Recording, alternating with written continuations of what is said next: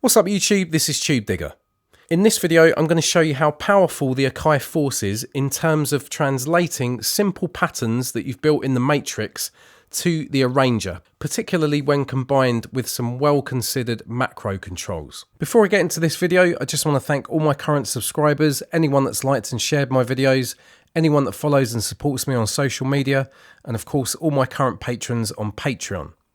I'd also like to thank anyone that's purchased my MPC Masterclass video course.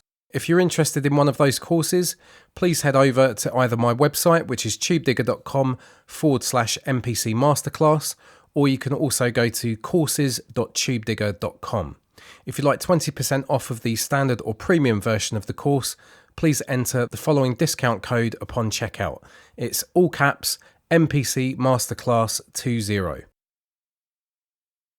So in this project, as you can see, I'm just using 5 tracks here. So we've got sub bass on track 1, the aim and break on track 2, sound effects on track 3, the Sesame Street break on track 4, and a simple hi-hat on track 5. So I'll take you through all the samples just quickly. So going back to the sub, I'm just using 2 sub bass sounds here. And they're just set to the same mute group, so they'll cut each other off. We've got the aim and break on track 2, which I've spread over several pads. Sound effects on track 3, so this is a combination of sound effects and drones and ambient textures.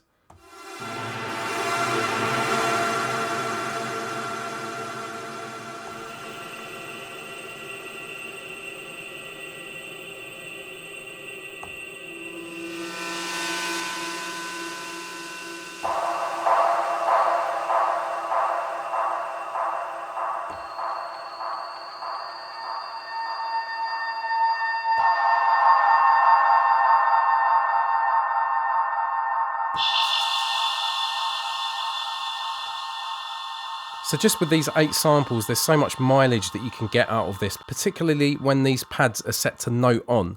When they're set to note on instead of one shot, it gives you so much more control. So when you're actually recording your arrangement, you can be playing these in and capturing different note lengths rather than just triggering the same one shot every single time.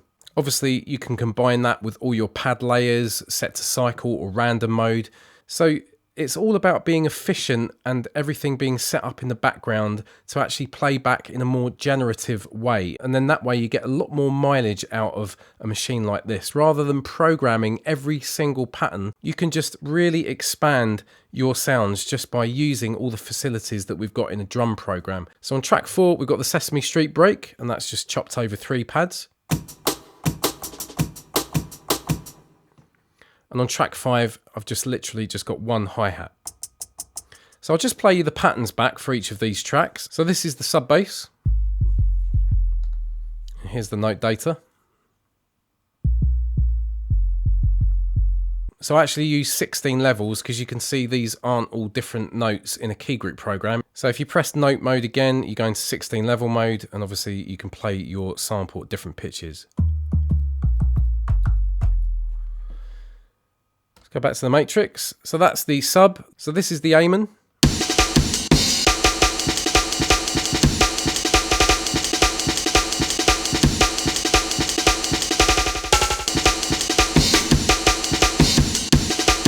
So it's just one 8-bar pattern. But like I said, I've set up my macros so I can transform this break over time. So I'll go back to how I've got the macros set up to manipulate this Amen break. So this is the sound effect. I've got 3 patterns for the sound effects and pads.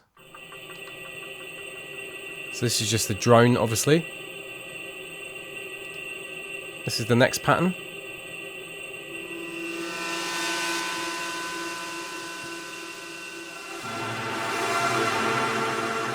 So 2 kind of cinematic samples there.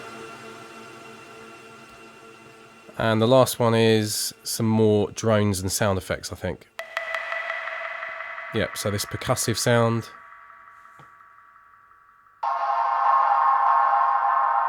And that kind of ambient stab sound.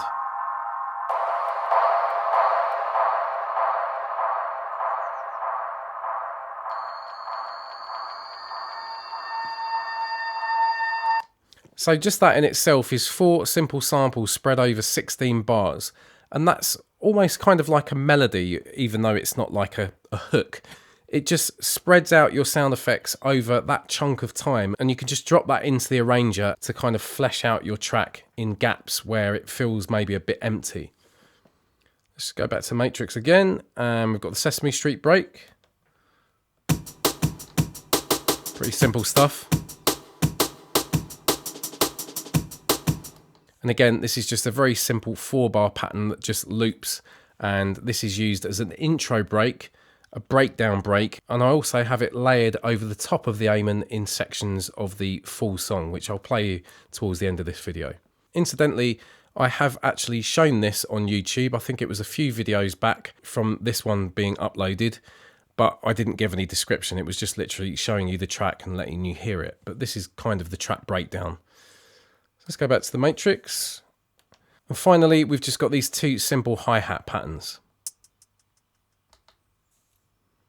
So obviously I'll put this over an ambient drone at the start of a track to give a DJ or myself some kind of rhythmic reference there, of course. And then just an 8th note line of those hi-hats as well. So that's it. Not many samples, very little tracks, and a handful of patterns.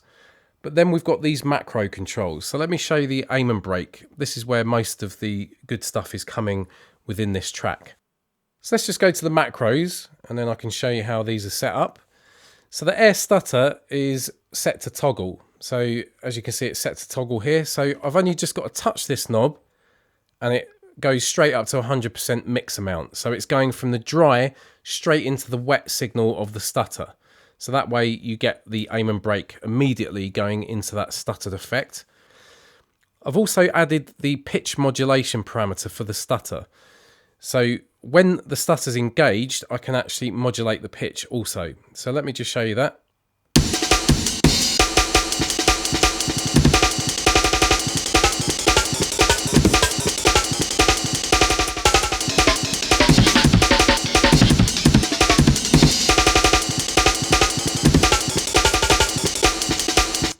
So you can do those real classic old school jungle pitch stutter effects with that. I've also got the air filter gate. Obviously all of these can be combined. So I'm going to play it back again and just do the air filter gate in isolation and then add it with the air stutter. So let's just go to the mixer.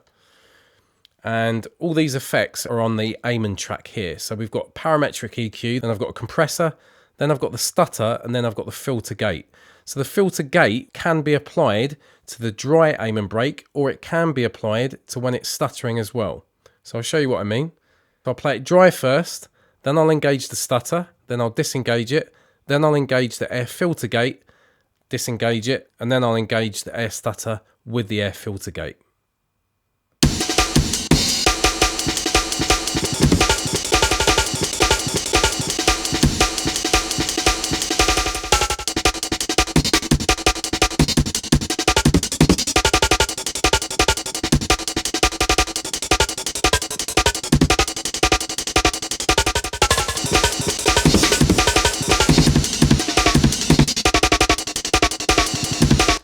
So you've just got so much scope for sound design with these 2 effects in combination with each other being controlled by the macros.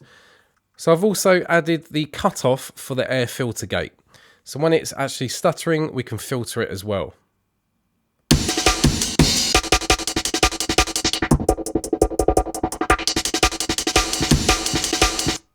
Let's now take a look at the granulator. So as said, this macro control, let's just go and look at the macros.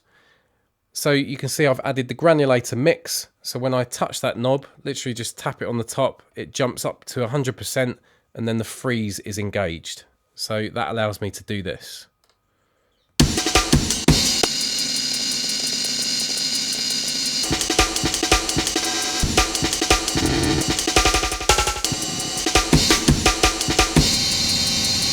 So I've added the granulator pitch modulation there. So when it's frozen, I can actually increase or decrease the pitch, which is a really nice effect as well.